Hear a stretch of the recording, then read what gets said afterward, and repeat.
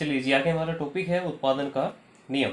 ये जो हमारा उत्पादन का नियम है 7th चैप्टर है जी आपकी माइक्रो इकोनॉमिक्स का। 2 पार्ट्स में हमने इसको डिवाइड किया। एक है जी आपका साधन के प्रतिफल का नियम, दूसरा है जी आपका पैमाने के प्रतिफल का नियम। क्या है जी ये समझते हैं इसको बड़े ध्यान से। देखो फर्स्ट पॉइंट है इसके अंदर आपका साधन के प्रतिफल का नियम। क्या है जी ये साधन का प्रतिफल। अगर आपको ध्यान हो, कल हमने उत्पादन के साधनों के बारे में पढ़ा था। कौन कौन से साधन थे? उत्पादन के साधन 4 साधन आपने पढ़े थे। कौन कौन से? श्रम, भूमि, आगे पूंजी और उद्यमी। इन चारों में श्रम जो है ये आपका परिवर्तनशील साधन होता है जी। बड़े ध्यान से समझिए इस चीज को। और ये जो बाकी के तीनों साधन होते हैं ये होते हैं जी आपके स्थिर साधन। स्थिर साधन मतलब क्या हुआ जी इन चीजों का? देखो परिवर्तनशील साधन ऐसे होते हैं जिन्हें हम अल्पकाल के अंदर परिवर्तित कर सकते हैं, और दूसरी तरफ स्थिर साधन ऐसे साधन होते हैं जिनके अंदर हम परिवर्तन नहीं कर सकते। कैसे? एक एग्जांपल से समझाता हूं मैं इस चीज को। देखो हम अपने स्कूल की बात करते हैं जी, ठीक है। शारदा स्कूल में आज आप पढ़ रहे हैं जी। अब क्या है, शारदा स्कूल जो बना हुआ है आपका, पूरी वहाँ पे लैंड है जिसमें आपका स्कूल सेटअप किया गया है, उसमें पैसा लगा है जी, एंटरप्रेन्योर मालिक है जी वहाँ पर कोई ना कोई, वो श्रम लेबर उसके अंदर काम करते हैं, सारा स्टाफ काम करते हैं जी उसके अंदर आपका, ठीक है। अब हो क्या, हम चाहते हैं जी हमें एक शारदा स्कूल नया बना दीजिए, एक और स्कूल हम बनाना चाहते हैं। बट एक बात ध्यान रखिएगा, हम बात करें किसकी? शॉर्ट पीरियड की हम बात करें, अल्पकाल की हम बात करें जी। यहाँ पर आप मुझे एक बात बताइए, अल्पकाल के अंदर क्या हम एकदम से एक नया स्कूल बना सकते हैं? नहीं बना सकते। क्यों? क्योंकि एकदम से वो जमीन कहाँ से आएगी, वो पैसा कहाँ से आएगा, ठीक है। और दूसरी तरफ अगर मैं बात करूं, आप अपने ही स्कूल में लेबर को बढ़ा सकते हैं या नहीं बढ़ा सकते? लेबर तो बढ़ा सकते हैं जी। लेबर बढ़ाने का मतलब क्या, हम अपने स्कूल के अंदर कुछ स्टाफ मेंबर एक्स्ट्रा लेकर आ सकते हैं, कुछ टीचर हम एक्स्ट्रा लेकर आ सकते हैं, बिल्कुल ला सकते हैं जी।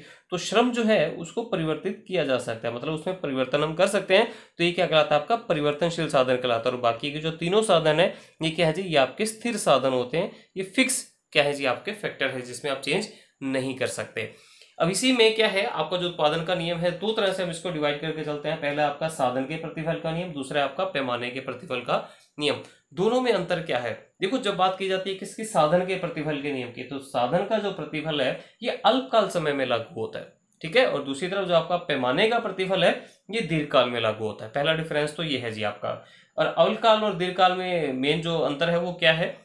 अल्पकाल में सिर्फ और सिर्फ आपका एक ही साधन परिवर्तनशील होगा, श्रम। बाकी के तीनों साधन जो है आपके भूमि, पूंजी, उद्यमी क्या होंगे जी? स्थिर होंगे। दूसरी तरफ जो आपका पैमाने का प्रतिफल है ये दीर्घकाल में लागू होगा। दीर्घकाल में क्या होगा? उत्पादन के सभी साधन जो है आपके श्रम, भूमि, पूंजी, उद्यमी क्या हो जाएंगे जी? आपके परिवर्तनशील हो जाएंगे। परिवर्तनशील होने का मतलब क्या है? यहाँ पर देखो हम 1 या 2 महीने की बात करें, हम स्कूल नहीं बना सकते, लेकिन हम लंबे टाइम की बात करें, 1 साल से ज्यादा का टाइम है जी हमारे पास, तो क्या वहां पर हम स्कूल बना सकते हैं? बिल्कुल बना सकते हैं। वहां पर श्रम भी ज्यादा लगाया जा सकता है, भूमि भी, पूंजी भी, उद्यमी भी, सभी साधनों में हम एक साथ परिवर्तन कर सकते हैं वहां पर। तो साधन के प्रतिफल में और पैमाने के प्रतिफल में जो एक मेन अंतर आपके सामने आ रहा है, क्या? जो आपका साधन का प्रतिफल है ये अल्पकाल में लागू होगा, पैमाने का प्रतिफल दीर्घकाल में लागू होगा। दोनों में अगर प्रोडक्शन के हम बात करें तो प्रोडक्शन में जो चेंज होगा, जो उत्पादन में परिवर्तन होगा, जब आप बात करेंगे किसकी? साधन के प्रतिफल की, आप सिर्फ और सिर्फ परिवर्तन कर सकते हैं किसमें? श्रम में। मतलब कि परिवर्तनशील साधन जो है आपका श्रम, इसमें परिवर्तन करने से आपके उत्पादन में परिवर्तन होगा। लेकिन इसी का अपोजिट साइड अगर मैं आपसे बात करता हूं किसकी? पैमाने के प्रतिफल की, तो क्या है जी पैमाने के प्रतिफल में? पैमाने के प्रतिफल में जो उत्पादन में परिवर्तन होगा, हम क्या करेंगे जी? एक साथ सभी साधनों में क्या करेंगे? समान अनुपात में परिवर्तन करेंगे। हम श्रम भी एक्स्ट्रा लगाएंगे, भूमि भी एक्स्ट्रा ले लेंगे, पूंजी भी और उद्यमी, ठीक है। ये कंटेंट है जी यहाँ पर आपके। एक छोटे से एग्जांपल से मैं समझाता हूँ ये चीज आपको। देखो हमारे पास क्या है जी? जमीन है, 2 किले जमीन है जी हमारे पास। इस 2 किले जमीन के ऊपर हमने क्या कर रखा है जी? पहले 4 वर्कर रख रखे थे, अब हमने क्या किया जी? 1 वर्कर बढ़ा दिया जी, ठीक है। प्रोडक्शन पहले था जी हमारा 40 यूनिट का, अब हो गया जी 50 यूनिट का। एक छोटे से एग्जांपल से रखा हमने इस चीज को, ठीक है। अब हुआ क्या? ये है जी आपका किसका? साधन के प्रतिफल का नियम। दूसरी तरफ अगर मैं बात करता हूँ पैमाने के प्रतिफल के नियम की, पहले जमीन थी जी हमारे पास 2 किले, अब हमने क्या किया जी? जमीन बढ़ा दी। कितनी होगी जी? 4 किले। साथ ही साथ जो हमारी लेबर थी उसको भी बढ़ा दिया, 4 से बढ़ाकर कितना कर दिया? 8। जाहिर सी बात है पैसा भी लगा होगा, मालिकाना हक भी किसी का आया होगा। तो क्या होता है? साधन के प्रतिफल में सिर्फ और सिर्फ हम क्या करते हैं, परिवर्तनशील साधन में परिवर्तन करके उत्पादन में वृद्धि करते हैं, और दूसरी तरफ पैमाने के प्रतिफल में हम क्या करते हैं, उत्पादन के सभी साधनों में परिवर्तन करके हम क्या करते हैं जी, अपने उत्पादन में परिवर्तन करते हैं। ये एक मेन डिफरेंस है किसके अंदर, साधन के प्रतिफल में और पैमाने के प्रतिफल में। अभी जो साधन का प्रतिफल है इसको 3 पार्ट्स में हम डिवाइड करके चलते हैं। कौन कौन सा, साधन का बढ़ता प्रतिफल, साधन का घटता प्रतिफल, साधन का समान प्रतिफल। और दूसरी तरफ जो आपका पैमाने का प्रतिफल है इसको भी हम क्या करते हैं, 3 पार्ट्स में डिवाइड करके चलते हैं। कौन कौन सा, पैमाने का बढ़ता प्रतिफल, पैमाने का घटता प्रतिफल और पैमाने का समान प्रतिफल। ये जो आपका साधन का प्रतिफल है ये आपका अल्पकालीन विश्लेषण होता है, और जो पैमाने का प्रतिफल है ये आपका दीर्घकालीन विश्लेषण होता है। स्टेप बाय स्टेप हम आगे इनको क्या करते हैं जी, स्टडी करते हैं। देखिए जी, नेक्स्ट टॉपिक है हमारा प्रोडक्शन फंक्शन, उत्पादन फलन। क्या है जी इसके अंदर हमारा, बोला जी उत्पादन तथा उत्पादन के भौतिक कारकों, कारक बोल दीजिए या साधन बोल दीजिए, एक ही बात। आपके साधन कौन कौन से थे, श्रम, भूमि, पूंजी और उद्यमी। बोले जो भी आपका प्रोडक्शन हो रहा है और जो आपके उत्पादन के क्या है, साधन है, ठीक है, दोनों के बीच के संबंध को हम क्या कहते हैं जी, उत्पादन फलन कहते हैं। या एक दूसरा मीनिंग जो आप इसका स्टडी कर सकते हैं, क्या बोला, आगत तथा निर्गत। आगत क्या होता है जी, आपका इनपुट्स हैं, जो कल के लेक्चर में हमने स्टडी किया था। आगत मतलब उत्पादन के चारों साधन, तथा निर्गत, निर्गत मतलब वो आउटपुट क्या निकला, क्या उत्पादन, क्या प्रोडक्शन क्या किया जी आपने, ठीक है। आगत तथा निर्गत के आपसी संबंध को हम क्या कह देते हैं जी, उत्पादन फलन का नाम दे देते हैं। कैसे लिखा जाता है, एक इक्वेशन यहाँ पर दिख रही है जी आपको, QX। QX का मतलब क्या है जी, यहाँ पर Q का मतलब है जो क्वांटिटी आपने प्रोड्यूस करी है, किसकी, X एक आइटम ले लीजिए हमने यहाँ पर, मतलब कि जो टोटल प्रोडक्शन हुआ है जी आपका यहाँ पर, वो किसका फंक्शन है। F का मतलब होता है फलन, फंक्शन किस चीज का, L मतलब लेबर, K मतलब कैपिटल। अगर आपको ध्यान हो, हमने लास्ट लेक्चर में ये चीज स्टडी किया, क्या जो उत्पादन के हमारे साधन है उसमें क्या है, कौन कौन से साधन थे कुछ साधन ऐसे थे जो परिवर्तनशील थे, और कुछ साधन ऐसे थे जो हमारे स्थिर थे। जो परिवर्तनशील साधन था वो क्या था जी, आपका श्रम, जो लेबर है वो परिवर्तनशील है। और दूसरी तरफ स्थिर साधन की अगर मैं बात करूं तो क्या था, उसके अंदर आपका भूमि, पूंजी और उद्यमी, वो क्या थे जी, आपके स्थिर साधन थे। तो यहाँ पर जो परिवर्तनशील साधन है उसको हम किससे डिनोट करते हैं, L मतलब लेबर से, श्रम से। और K का मतलब क्या है जी, यहाँ पर K को हम डिनोट करते हैं यहाँ पर कैपिटल से, ठीक है। जो पूंजी है आपकी उसके अंदर ये हर चीज आ जाएगी। यहाँ कैपिटल मतलब हर चीज, आपकी भूमि वगैरह सब चीज के अंदर के अंदर आ जाती है जी आपकी।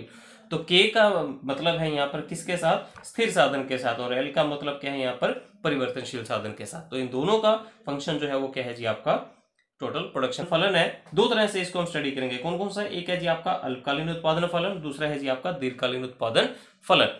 क्या है इसमें, समझते हैं इसको ध्यान से। अगर आपसे बात करता है किसकी, अल्पकालीन उत्पादन फलन की, तो क्या है अल्पकालीन उत्पादन फलन, बोला अल्पकाल समय की एक ऐसी अवधि है जहां पर उत्पादन के केवल कुछ साधनों में परिवर्तन करके ही आप क्या कर सकते हैं, कुल उत्पादन में वृद्धि कर सकते हैं। और वो कुछ साधन क्या है, वो श्रम है जी आपका। कहने का मतलब आप सिर्फ और सिर्फ श्रम में परिवर्तन करके जब आप क्या करते हैं, अपने कुल उत्पादन में परिवर्तन करते हैं, तो उसे हम नाम देते हैं अल्पकालीन उत्पादन फलन। एक एग्जांपल से समझिए इस चीज को। देखो हमने क्या किया जी, कुछ वर्कर्स लगा रखे थे जी। हमने क्या किया जी, हमने 5 वर्कर लगाए, ठीक है, और इसी के साथ हमने क्या किया, 4 यूनिट लगा दिया किसका, कैपिटल का। 5 लेबर है जी, 4 क्या है जी, हमारा कैपिटल है। टोटल जो हमने प्रोडक्शन किया है वो हमने कर लिया जी 40 यूनिट का। इतना पॉइंट क्लियर हुआ। देखो क्या कह रहा हूं मैं आपको, हमने 5 वर्कर लगाए और उसी के साथ 4 यूनिट हमने कैपिटल की लगाई, ठीक है। हमने टोटल प्रोडक्शन कर लिया 40 यूनिट का।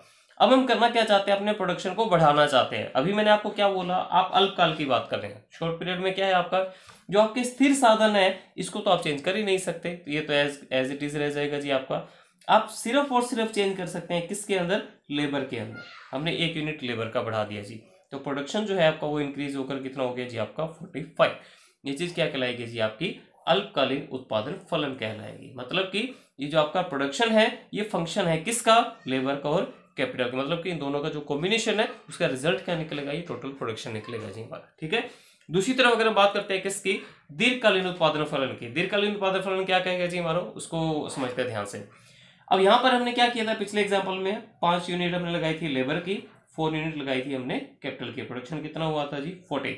अब दीर्घकाल में क्या होता है, इसमें आप सभी साधन चेंज कर देंगे, चाहे वो आपका अल्पकालीन है चाहे वो आपका दीर्घकालीन है। मतलब कि स्थिर साधन है चाहे वो आपका परिवर्तनशील है, दोनों ही क्या हो जाएंगे आपके यहाँ पर चेंज हो जाएंगे। कैसे चेंज होंगे, देखो उस चीज को ध्यान से।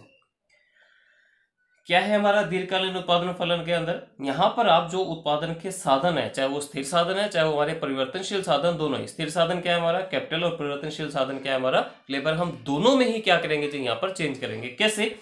प्रोपोर्शनेट सेम चेंज करना है जी। यहाँ पर 5 यूनिट था, हमने इसको कितना कर दिया 10 यूनिट, लेबर डबल कर दीजिए हमने।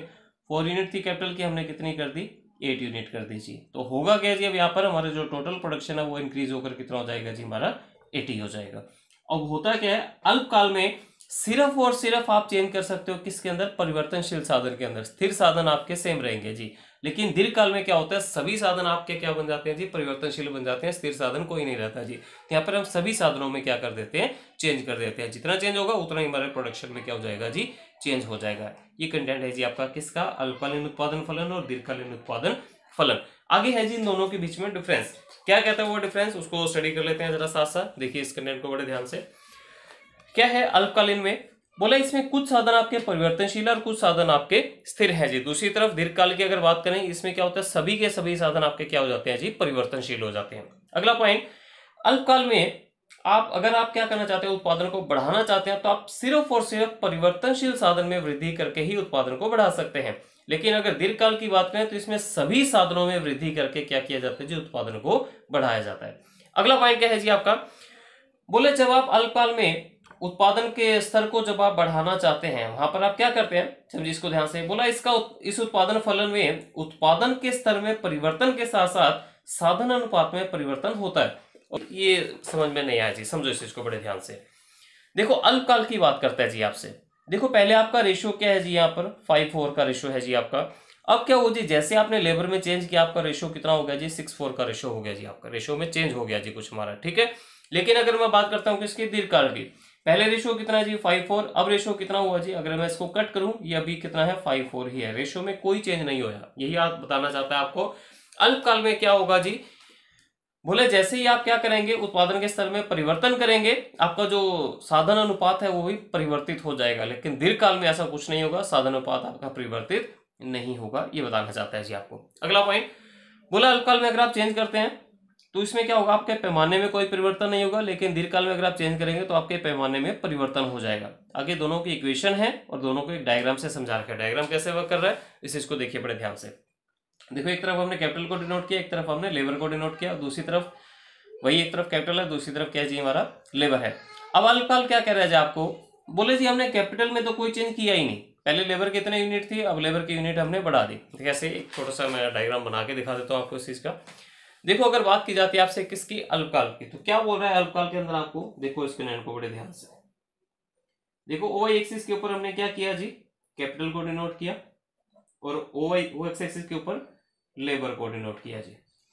ओ एक्सिस के ऊपर कैपिटल को डिनोट करना है जी आपको, ओ एक्सिस के ऊपर लेबर को डिनोट करना है जी आपको। अब क्या कहता है आपको, देखो बड़े ध्यान से, इक्वेशन क्या बनाई थी अभी आपने, 5 यूनिट लेबर है, 4 यूनिट कैपिटल है जी आपकी, ठीक है।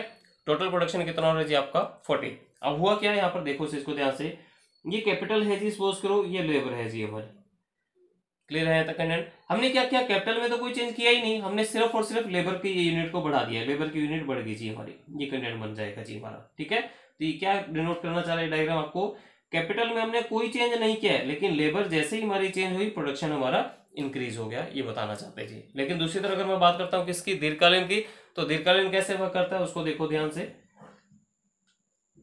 कैपिटल कितनी यूनिट थी, लेबर की इतनी यूनिट थी जी। पहले हमने क्या किया, कैपिटल की यूनिट को भी बढ़ा दिया और लेबर की यूनिट को भी बढ़ा दिया,